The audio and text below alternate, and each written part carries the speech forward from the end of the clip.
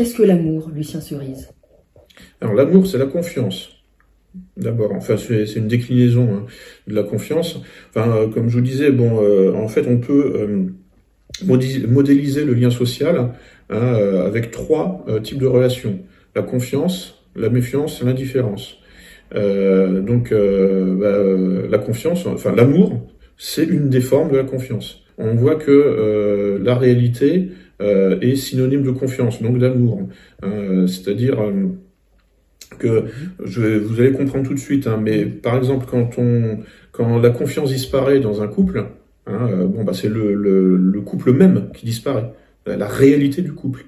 Par extension, hein, si la confiance disparaît dans un groupe, par exemple dans une équipe de football, eh bien c'est la réalité même de l'équipe de football qui disparaît, puisque en fait le ballon ne risque pas de circuler très bien si les 11 joueurs de l'équipe de foot se méfient les uns des autres. Faire monter la méfiance dans un groupe, hein, donc faire monter la haine hein, éventuellement, ou même simplement la méfiance, c'est-à-dire la paranoïa, hein, en lançant des accusations d'opposition contrôlée ou d'agents infiltrés, hein,